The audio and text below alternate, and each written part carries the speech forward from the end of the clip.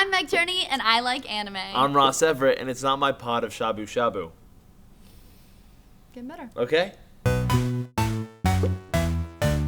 This week we watched Bubblegum Crisis Tokyo 2040. I like this anime. How do you feel about it? What about it? I was waiting for something to grab me, but the protagonist isn't likable. Lita! There's like very little action. I'll give it that the music in the background was very cool.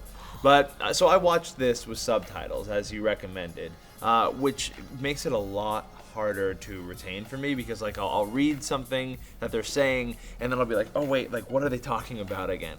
But it took me like the learning curve, I guess I'll call it. Took me a little bit to get into it. But this anime was about this girl that moves to Tokyo to work at this boomer factory, and boomers are like robots that help clean up after a giant earthquake. And then they have a tendency to go awry, and then there's like this division where it's like the police want to control the awry ones, but then there's like these rogue, what are they called? The Night Sabers, who defend against, because I guess the police are kind of inept against fighting these things. Anyway, so this girl decides that she's going to join the Night Sabers, and then like just immediately gets in. Well, not really. I mean, she follows Pris around. So Lita doesn't trust the boomers. She doesn't really like the boomers. She hates them. But the boomers do all sorts of different things. They don't just clean up. I mean, she works under a boomer at her facility. I mean, they're just androids that do different things. So like some are doing hard construction, some are, like personnel. Like it's so they kind of do everything. But you're right. They do go awry once in a while, and the Night Sabers put them down because the police suck. But they didn't do a great job of vilifying the boomers from the get-go. Like it just seemed like this girl was super racist against boomers. No. Like it felt like almost like an analogy for the class system of like, oh, like these dirty boomers getting like doing the blue collar work and just doing all the lowly work, and we hate them. But like you see one go awry, but it looks nothing like any of the other boomers that you see. It just looks like there were evil boomers made, and then the other ones that kind of function in your everyday life. They go crazy in factory. I mean, that guy looked like that before he went nutso in the factory. Like he was doing some factory work, and then he was like, meh. He's like, never mind. So then you see a little bit of the politics getting into it, where like there's a really misogynistic boss who I was like, okay, like he has no reason to be showing up while this girl's mopping in the bathroom. Just like from a story writing perspective, it just felt like they were like, all right, how do we get this done? Well, let's just have him show up. Let's just put him there. I don't know. He's just kind of like a creep that you're not supposed to like, and he like creeps on all the new hires and tries to use his power to sleep with them. Yep. I didn't like it. Welcome to Tokyo. I loved that Leon-chan hated his name. He was very upset, and it brought up, like using Chan as like a familiarization or like a pet name for someone. He like hated it. He was very upset that the little girl kept using it for him. I thought she was adorable. I loved her. I thought that was cute. I thought she was fantastic. Pris is a badass. I freaking love Pris. Except for this one thing where it's like, I want to join the Night Sabers. Well, you said the one thing that's going to let you join the Night Sabers. No! Pris made Lita follow her, and Lita had to have the courage to follow Pris where she didn't know, if she was going to jump her or what. There was nothing that said that this girl would make a good robot fighter. These are robots. I'm not wrong on that. It was not my favorite. No Bubblegum. I was totally misled. No Bubblegum. Zero Bubblegum. But are you going to continue watching it? Yeah, this is an old favorite of mine. I really like Bubblegum Crisis. I love that she's like a rock star and also like a badass robot fighter, and then she goes to like her band rehearsals. And... But they're not a good band. like the band is even like, we suck. Oh no! They need to work on their new song. Yeah, that'll do it.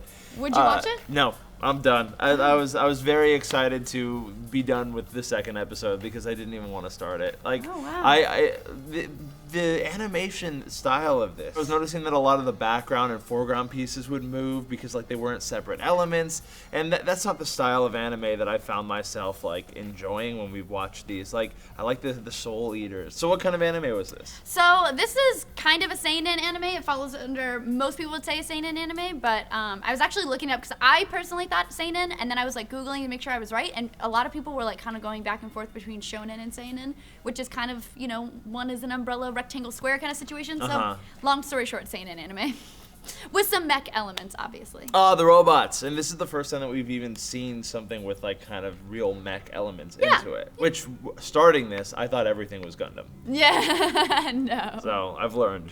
And there's a lot of nosebleeds. Next week, we're actually watching something newer, which might catch your interest. We're watching Dot Hack Quantum. Dot Hack quantum? Yeah, it's like .hack// Okay. quantum. All right. That sounds. I'm intrigued. I like internet things.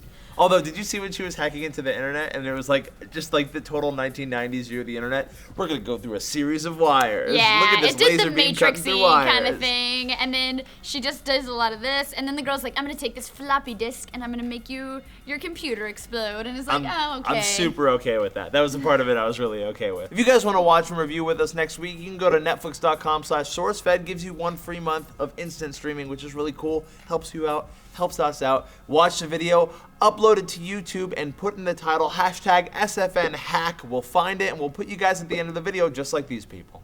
We did it, guys. 2 straight weeks without a hypersexual anime. My biggest problem out of anything is the animation itself.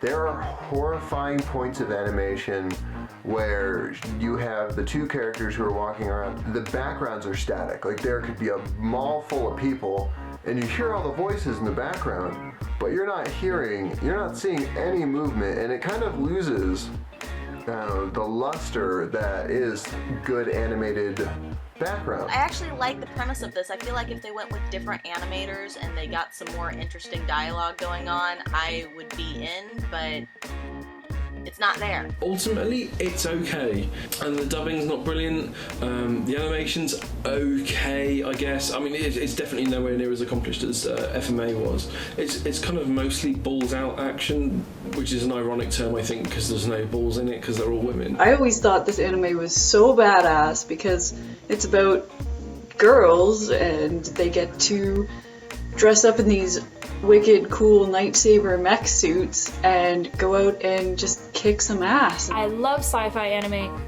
but I'm not sure that I'm a big fan of this one. The animation on this is so limited that it is painful for me to look at. The plot is very basic. Good guys, bad guys, 80 police caught in the middle. It's okay to have a simple plot every once in a while. Not everything needs to be a brain strain. This is one of those anime that I feel you should at least check it out and see it. I think it's got a great storyline. There's good development of the characters as we go along. The vision of the future feels very 80s. The concept that all the keyboards are just plain black screens and then you press buttons and they light up, so you just have to know where they are. And there's also still a mouse and the keyboards are really clunky. There's still a lot of cabling, which is, a very 80s vision of the future, which is not a problem. It's just not particularly the sci-fi for a modern audience. It's very alternate future. I gotta go to this really exclusive club meeting. Wait, can I join? I don't know. Yes. It's a secret password.